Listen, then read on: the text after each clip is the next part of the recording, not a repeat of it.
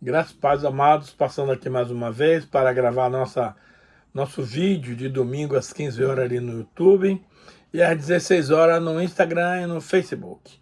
Eu quero convidar a todos para prestarem muita atenção nesse assunto porque ele é por demasiadamente importante e interessante. Mas, antes de começar a gravação desse vídeo, eu quero orar pedindo a Deus a bênção do Senhor sobre a nossa gravação. Pai, eu reconheço que de mim mesmo eu não tenho nada para oferecer. Porém, quando o Senhor me unge com o seu Santo Espírito, a palavra vem, flui, edifica, transforma e muda.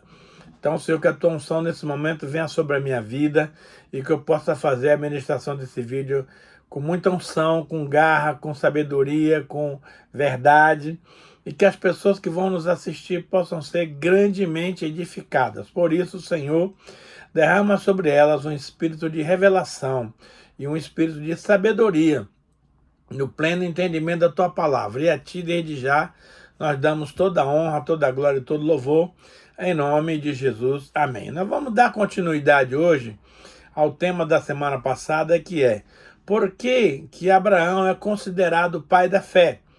E aí nós vemos que Abraão, quando chamado, obedeceu. Então, isso significa que fé é igual a obediência. Se você diz que obedece, se você diz que crê, mas não obedece, isto não é fé.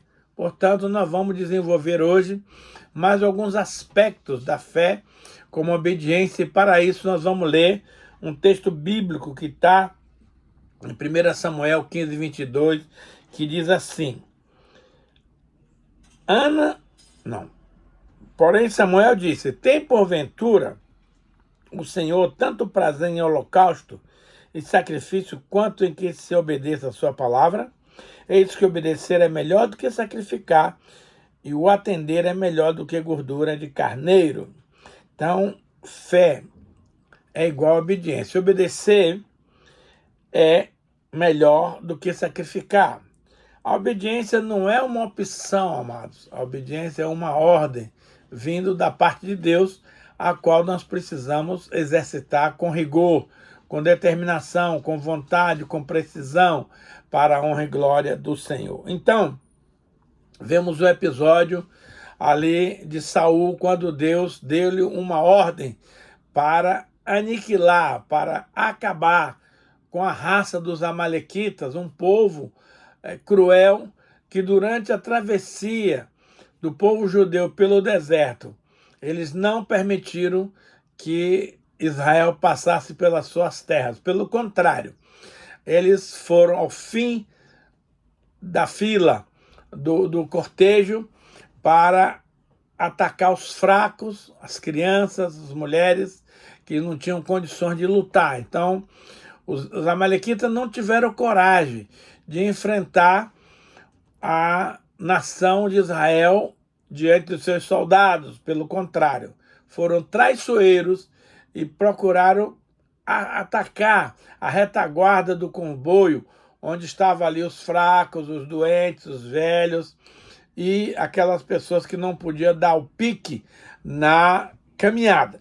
Então Deus ficou muito indignado com esse povo, e quando Israel chegou ao seu destino, se estabeleceu, Deus chamou o rei Saul e deu-lhe esta ordem.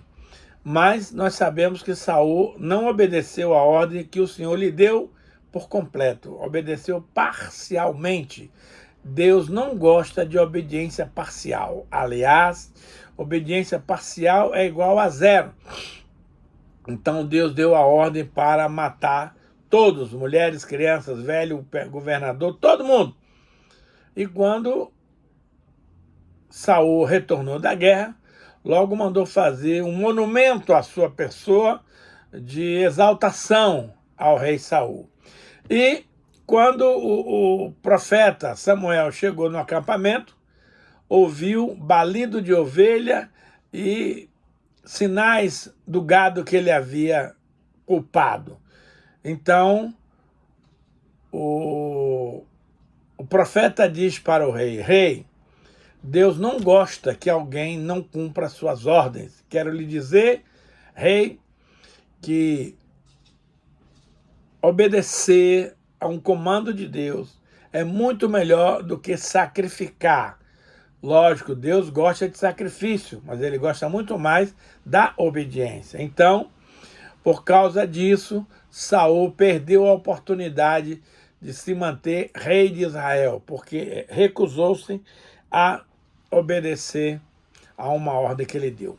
E aqui nós vamos encontrar um episódio onde Jesus está com seus discípulos e ele, indignado com a atitude de alguns, vira-se para esse discípulo e pergunta: por que me chama de Senhor, Senhor, se não fazeis o que eu vos mando? Então veja bem, amados, chamar Jesus de Senhor é fácil, mas se você não está obedecendo aos comandos do Senhor, por que você tem que chamá-lo de Senhor? Não justifica. Se você chama Jesus de Senhor, você precisa obedecê-lo na íntegra, como ele deseja que nós façamos. As pessoas dizem que têm fé em Jesus, mas não têm. Por quê? Porque não obedecem àquilo que Jesus lhes manda fazer. Então diga comigo, obediência requer compromisso de fé nossa para com Deus. Então, se Deus dá um comando, não cabe a nós, não nos compete questionar, transigir, dar opiniões, não.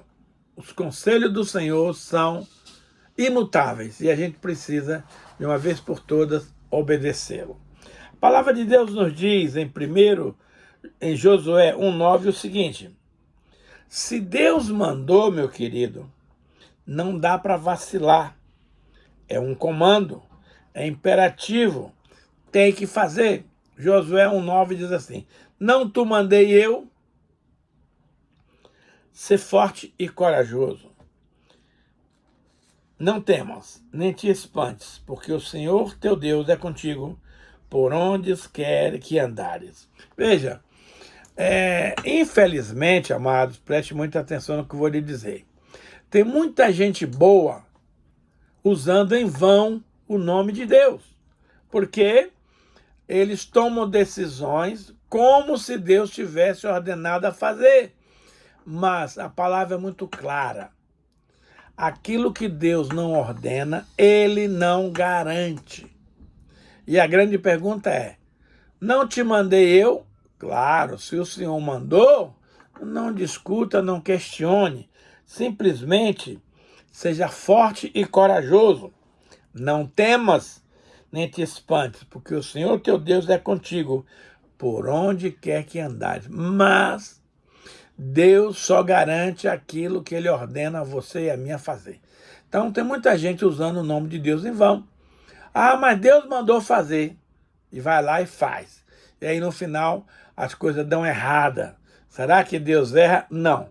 Deus nunca erra. Nós é que erramos quando usamos o nome de Deus para fazer uma coisa que ele não mandou fazer e a gente diz que Deus mandou. Então, meu querido, seja zeloso, seja criterioso, seja muito consciente desse fator e só procure executar as ordens explícitas do Deus Todo-Poderoso. Ainda em Hebreus 10:23 diz o seguinte: guardemos firmes a confissão da esperança, sem vacilar, pois quem fez a promessa é fiel. Amados, essa aqui é uma outra realidade muito importante. Eu conheço muita gente boa, sincero, honesto, que usa o nome de Deus em vão sem perceber, sem discernir. Então, olha só. Guardemos firmes a confissão da esperança. Claro, a nossa esperança é o Senhor. Nós devemos esperar a volta do Senhor. Nós devemos aguardar as instruções do Senhor.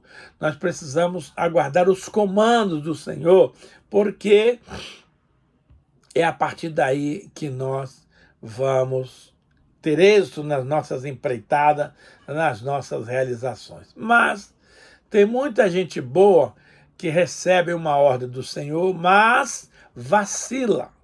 Por que, pastor, que eles vacilam?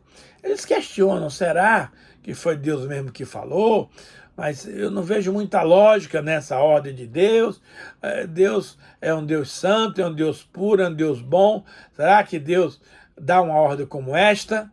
Filho, acontece o seguinte: nós não podemos vacilar, ou seja, ficar em cima do muro, ou seja, duvidar, ou seja, questionar, ou seja, será que foi Deus mesmo que falou?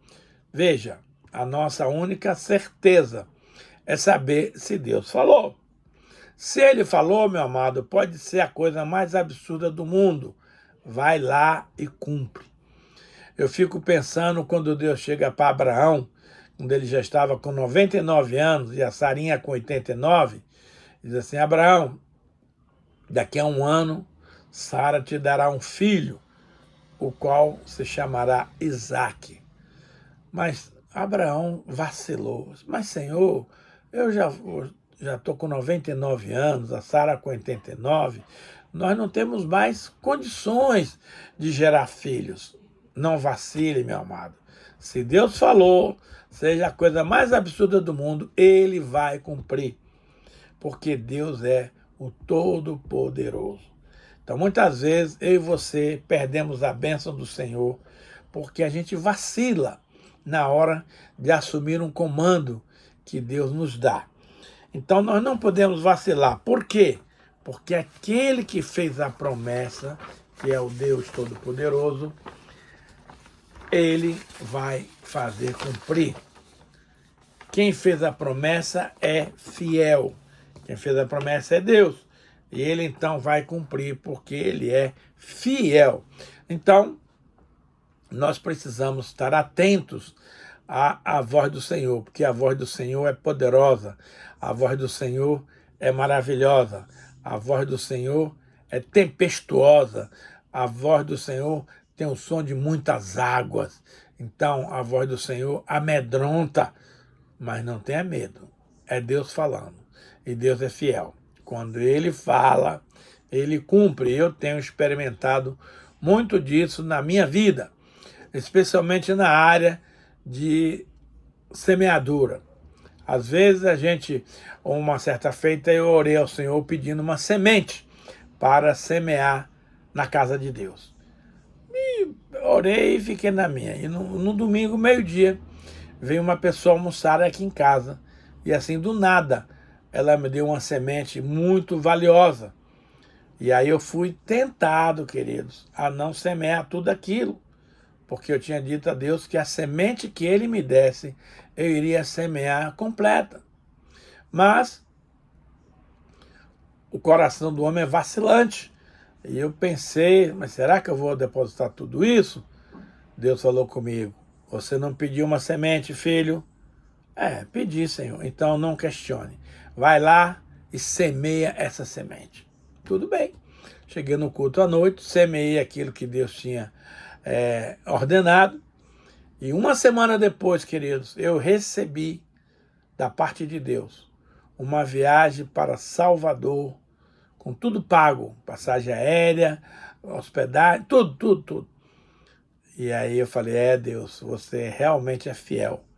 Então você mandou, eu obedeci. E olha, querido, deixa eu te dizer algo. Foi uma das melhores férias que eu tirei lá na Bahia, porque Deus abriu todas as portas. Eu fui muito bem recebido pelos meus parentes, pelos meus amigos, e foram 15 dias realmente de refrigério, piscina, praia, passeios ao interior, que eu fui ver a minha irmã, que estava doente, de cama. Então, foi um privilégio que Deus me concedeu nesse final de ano, 2024, em receber essa bênção. Já imaginaram vocês o preço das passagens aéreas em dezembro? É caríssimo, porque é alta temporada, está todo mundo querendo viajar, mas Deus é assim, quando Ele quer lhe abençoar, Ele faz das coisas mais absurdas do mundo uma realidade. Agora, tudo isso por quê, meu? Porque eu criei na palavra que Deus me deu e obedeci. Então, fé é obediência. Porque se eu não tivesse obedecido, achando que eu poderia semear uma quantia menor do que aquilo que eu recebi, eu estaria descumprindo um comando de Deus. E olha, nesses 72 anos e quase 73, eu tenho aprendido que as coisas que Deus fala, nós não devemos questionar, nós não devemos duvidar, nós não devemos protelar, seja o que for, por mais absurdo que pareça, Deus mandou, então você simplesmente obedeça, porque Ele é fiel para cumprir. E eu sei que nesse ano de 2025 eu vou colher muitas bênçãos maravilhosas, porque Deus me ordenou a fazer oferta de gratidão pelo ano passado, oferta de semeadura para o ano 2025, e eu procurei fazer com recursos bem volumosos para que também a colheita, e eu tenho certeza que a colheita vai ser tremenda, maravilhosa, porque aquele que prometeu é fiel. Portanto, meus amigos, não duvide. Se Deus falar, não questione, não meça dificuldades, simplesmente obedeça, como Abraão fez quando Deus pediu o seu único filho para ser oferecido em holocausto. E aquele filho era o que iria dar origem à nação de Israel. Uma coisa absurda, mas Abraão era um homem de fé. E ele obedeceu e ia sacrificar o seu próprio filho, porque ele cria que Deus era poderoso para ressuscitá-lo de imediato. E ele iria voltar para sua casa com seu filho Isaque na sua companhia. Então, a Bíblia está cheia de exemplos maravilhosos de pessoas que acreditaram, confiaram e obedeceram. E a bênção, com certeza, veio para a alegria geral de todas as nações.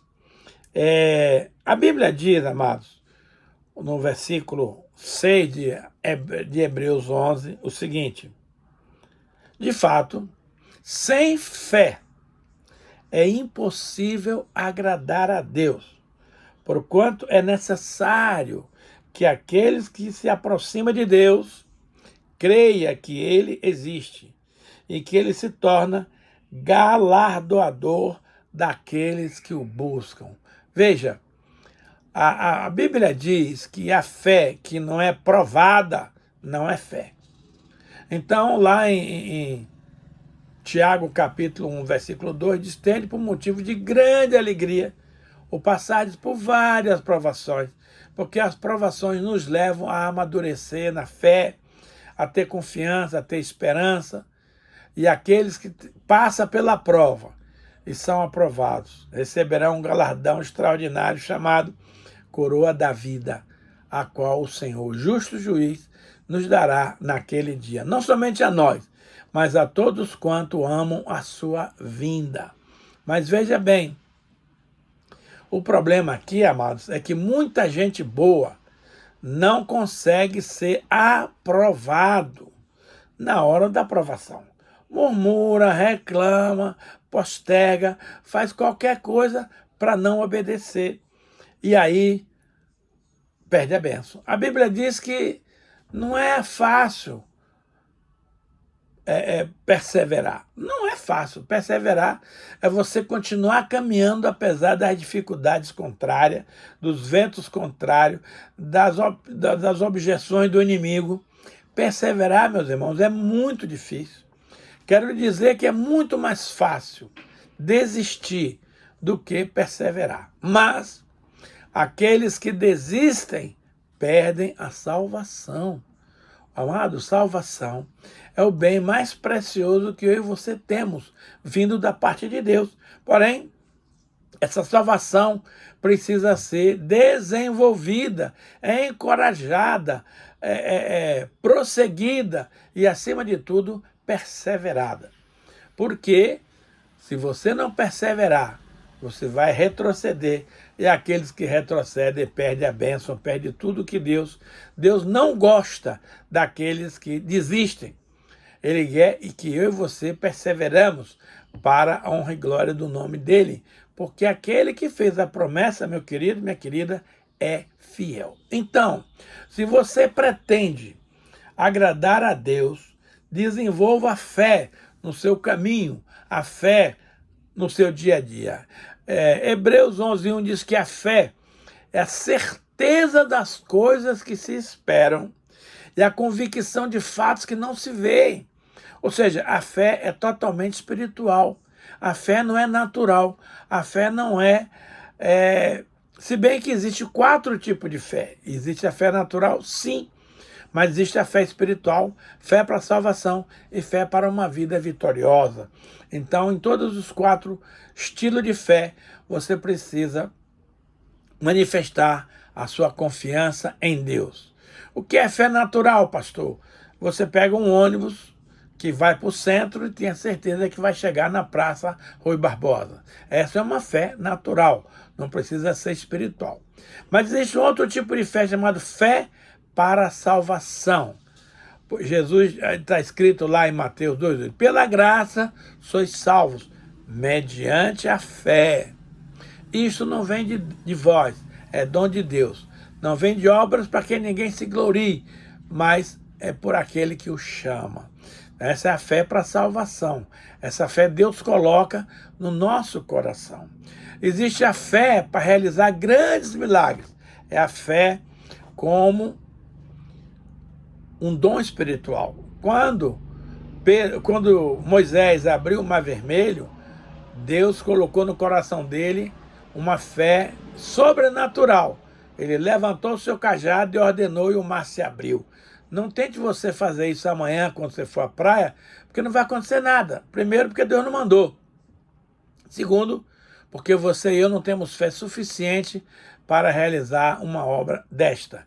E existe a fé para uma vida vitoriosa. Querido, tudo quanto eu e você pretendemos fazer, precisamos usar a fé. Se você fizer algo para Deus sem fé, Deus simplesmente não aceita, porque Deus é um Deus sobrenatural.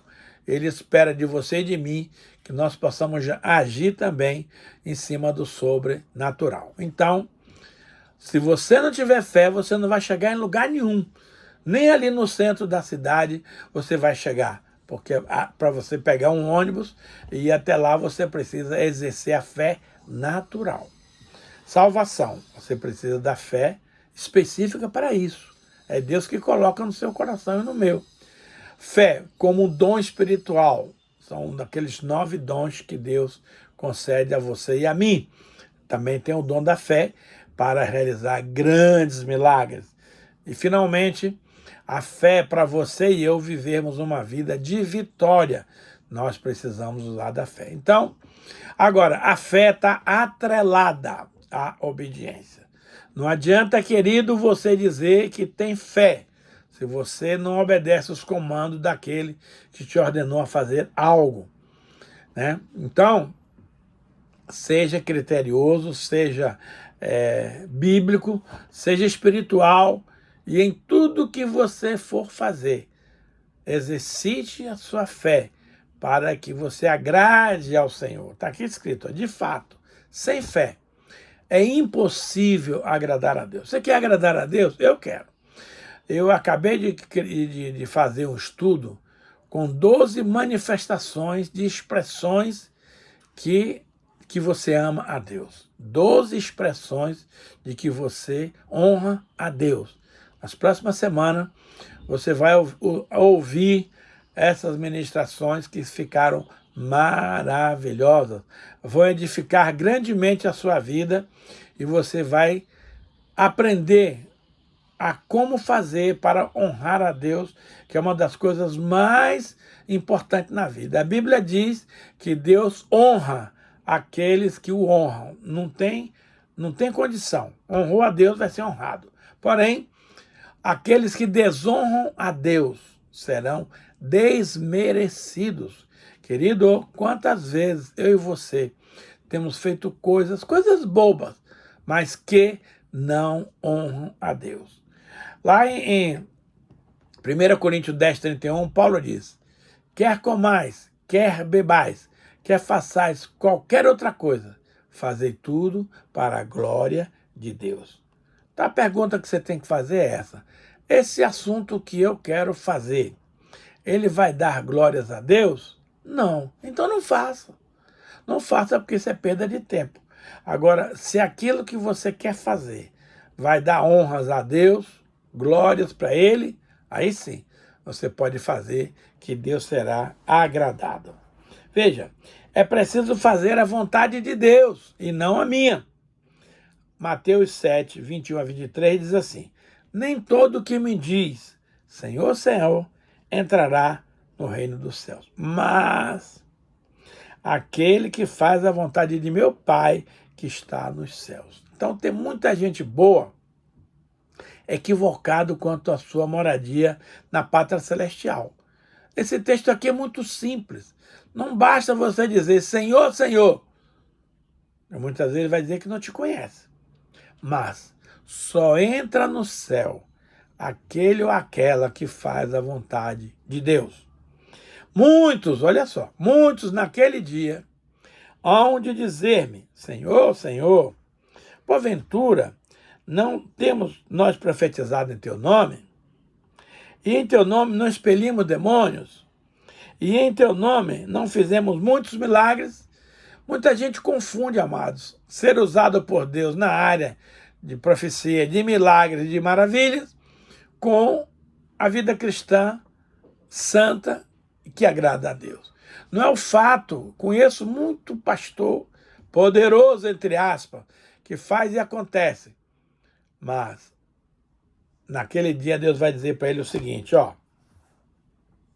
Então lhes direi explicitamente, nunca vos conheci. Apartai-vos de mim, os que praticais a iniquidade.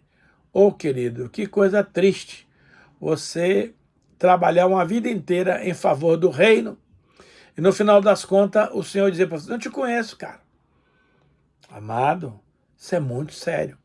Não pense que pelo fato de Deus te usar para fazer sinais, para dizer maravilha, significa que você tem o teu passaporte liberado para entrar no reino de Deus. Não, só entra no reino de Deus aquele que faz a vontade de Deus. E para a gente encerrar, para se ganhar uma competição esportiva, tem que se jogar conforme as regras do jogo. Não adianta você fazer as coisas de Deus do seu modo, do seu jeito. Aí é que está um outro equívoco. Muita gente boa está se equivocando nesse sentido. 1 Coríntios 9, 24 e 25 diz assim, não sabeis vós que os que correm no estádio, todos, na verdade, correm, mas só um leva o prêmio? Correi de tal maneira que o alcanceis. Todo atleta em tudo se domina, aqueles para ganhar uma coroa corruptível, nós, porém, a incorruptível. Que coisa, né, irmãos? Então, o reino de Deus tem regras, tem protocolo, tem instruções claras e específicas pelas quais nós devemos realizar a obra do Senhor. Não adianta, amado, você amar a Deus do seu jeito, fazer as coisas de Deus do seu jeito, achar que as coisas funcionam do seu jeito. Isso não existe. Pelo contrário, isso é um laço. Nós precisamos, acima de tudo, queridos, caminhar conforme as Escrituras, conforme as regras que Deus estabeleceu para cada situação. Quero lhe dizer, meu irmão, que esse tema está muito interessante, mas o tempo acabou. Nós queremos pedir a bênção do Senhor sobre todos aqueles que nos assistem. Que Deus abra a mente das pessoas para entender aquilo que aqui foi ministrado. Senhor, e naquilo que eu não fui capaz de transmitir para o teu povo de maneira bem simples, mas bem objetiva, bem clara, que o Espírito Santo complete essa obra no coração daqueles que vão nos ouvir. Pai, nós queremos te agradecer pela tua bondade, abençoa-nos nesse novo ano, com saúde, com alegria, com paz, com sabedoria e, acima de tudo, Senhor, que nós possamos colocar no nosso coração um desejo ardente de agradar o Senhor, de fazer a vontade do Senhor. E a Ti, desde já, Pai, nós te damos toda a honra, toda a glória, todo o louvor, e toda adoração. E o fazemos, Pai, em nome de Jesus.